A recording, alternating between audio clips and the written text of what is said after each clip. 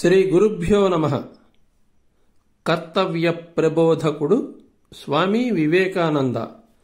యువత మేలుకో అంటూ యువతను తట్టి లేపిన స్వామి వివేకానందుని వంటి కొందరి భారతీయుల యొక్క అనన్య కృషి భారతీయులందరూ తెలుసుకోవాలి.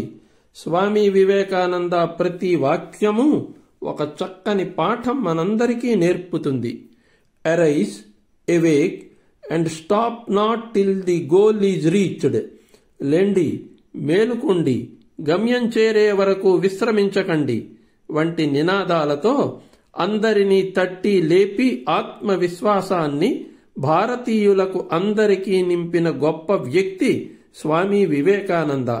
నరేంద్రనాథ్ దత్తుగా జన్మించిన ఈయన శ్రీ రామకృష్ణ పరమహంస గారి శిష్యరికములో స్వామి వివేకానందగా మారారు. ఈ పని నేను చేయలేనేమో, మా పూర్వీకులు ఎవరు ఈ పని చేయలేదు అని ఆలోచిస్తూ ఒక పని చేయడానికి మనం సాహసించకుండా అసమర్థులుగా మారుతున్నాము. అదే మన లోపము. శృణ్వంతు విశ్వే అమృతస్య పుత్ర, మనందరం అమృత పుత్రులము, దేనినైనా సాధించగలము అని ఒక్క భారతీయులకు మాత్రమే కాక ప్రపంచంలోని వారందరికీ ఉత్సాహాన్ని నింపిన గొప్ప వ్యక్తి స్వామి వివేకానంద. ఆయన అరబిక్, పార్సీ భాషలు నేర్చుకున్నారు. పుట్టుకతో బెంగాలీ అయినా హిందీ అనర్గళంగా మాట్లాడేవారు. అమెరికన్ ఇంగ్లీష్, బ్రిటిష్ ఇంగ్లీష్ నేర్చుకున్నారు. బైబిల్, ఖురాన్, మరికొన్ని ఇతర మత గ్రంథాలు కంటతా పట్టారు. విద్యార్థులు, ముఖ్యంగా యువత తప్పనిసరిగా ఆయన గురించి గుర్తుపెట్టుకోవలసిన విషయాల్లో ఒకటి ఆయన జ్ఞాపక శక్తి, రెండు ఆయన గ్రహణ శక్తి.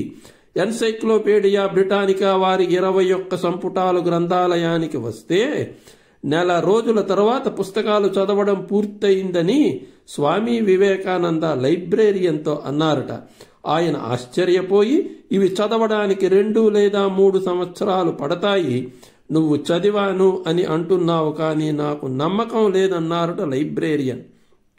సరే, మీరు ఒక పని చేయండి, మీకు నచ్చిన సంపుటిలో నచ్చిన పేజీ అడగండి, నేను చెప్తాను అన్నారట వివేకానంద. అది అసాధ్యమని తలచిన లైబ్రేరియన్ తనకు నచ్చిన ఒక సంపుటి తీసి అందులో తనకు నచ్చిన ఒక పేజీ తీసి అడిగితే గడగడమని స్వామి వివేకానంద చెప్పడం విని లైబ్రేరియన్తో సహా అందరూ ఆశ్చర్యపోయారట. ఇది ఆయన గ్రహణ శక్తి మరియు ధారణ శక్తికి ఒక మచ్చు తునక. ఇది మీకు ఎలా సాధ్యమని ఆయనను అడిగితే చేస్తున్న పని మీద శ్రద్ధ ఉంటే అది బాగా గుర్తు ఉంటుందని అనేవారు. పాఠశాలలకు, కళాశాలలకు వెళ్లి హిందూయిజం అనేది ఒక మతం కాదు, ఇది ఒక జీవన విధానం, ఇది తెలుసుకున్నవారు ఎవరైనా ఎంతో ఆనందంగా ఉండగలరు అని విద్యార్థులకు ప్రేరణ కలిగించి భారతీయుడినని చెప్పుకోవడానికి గర్వపడేలా చేసేవారు. భారతీయ సంస్కృతిలో గొప్ప విషయము పెద్దలను గౌరవించడం, సమాజంలో ఉన్న పద్ధతులు పాటించడం, ఎదుట వారిని అభిమానించడం, మంచి నడవడిక కలిగి ఉండడం అని చెప్పేవారు. హిందూ మతం తరఫున చికాగోలో జరిగిన సర్వమత సమ్మేళనంలో పాల్గొన్నప్పుడు సంప్రదాయ దుస్తులలో హాజరైన ఈయన వేషం చూసి చాలా మంది చులకనగా, రోడ్డు మీద తిరిగే మతి స్థిమితం తప్పిన వాడిలాగా ఉన్నావు అని మాట్లాడారు. అయినా ఆయన పట్టించుకోలేదు. తను వచ్చిన పని మీదే ఆయన దృష్టి. కమ్యూనికేషన్ స్కిల్స్ అని ఈరోజు మనం చెప్పుకుంటూ ఉన్నవి ఆయన ఆ రోజే ఔపాసన పట్టారు. సభకు హాజరైన వక్తలందరూ లేడీస్ అండ్ జెంట్లిమెన్ అని సంబోధన చేస్తే ఈయన dear brothers and sisters of America అని సంబోధన చేసి ఆడిటోరియంలో అందరి మేధావుల హృదయాలను ఆకర్షించారు.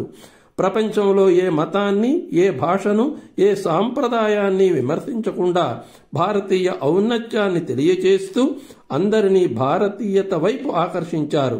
ప్రపంచంలో ఎవరూ భారతదేశానికి భవిష్యత్తులో తమ మత ప్రచారం కోసం వెళ్లవలసిన అవసరం లేదు. కారణం, సింహం లాంటి స్వామి వివేకానంద అనే ఒక మనిషి భారతదేశంలో ఉన్నారు అని అందరూ అనుకునేటట్లు చేశారు. విదేశాలలో ఆయన ప్రసంగాలైన వెంటనే ఆయనతో మాట్లాడడం కోసం, ఇంటర్వ్యూ కోసం గొప్పవారు ఎందరో నిరీక్షించేవారు. ప్రముఖ పత్రికలు అన్నింటిలోని ఆయన ఉపన్యాస సారాంశాలు, ఆయన పెద్ద పెద్ద ఫోటోలు ప్రచురితం అయ్యేది. వివేకానందుడి బోధనల నుండి అన్ని రంగాల వారు నేర్చుకోవలసినవి, స్ఫూర్తి పొందవలసినవి ఎన్నో ఉన్నాయి. వాటిలో ప్రధానమైనవే పరస్పరం గౌరవించుకోవడం, ఎదుటి వాళ్ళని ఒప్పించగలిగిన నేర్పు, తోటి మానవుల పట్ల సానుభూతి, కార్యాచరణకు ఉత్సాహంగా ముందుకు వెళ్లడం మొదలైనవి. భారత ప్రభుత్వం 1984వ సంవత్సరం జనవరి 12వ తేదీ నాడు ఆయన పుట్టినరోజుని జాతీయ యువ దినోత్సవం, నేషనల్ యూత్ డేగా ప్రకటించి 1985వ సంవత్సరం నుండి విద్యా సంస్థలన్నింటిలో వివిధ కార్యక్రమాలు చేపట్టడం, వివిధ రంగాలలో యువతను ప్రోత్సహించడం జరుగుతున్నది. ఆయన భారతీయుడు కావడం మనందరికీ గర్వకారణం అని ఆగిపోకుండా ఆయన స్ఫూర్తితో భారతదేశాన్ని ప్రపంచపటంలో ఉన్నత శిఖరాలపై నిలిపే ప్రయత్నం అందరూ, ముఖ్యంగా విద్యార్థులు, యువత చేయవలసిన అవసరం ఎంతైనా ఉంది. ఆ రోజే ఆయన వారసులుగా మనందరం గర్వించగలిగిన రోజు. భారత్ మాతాకి జై.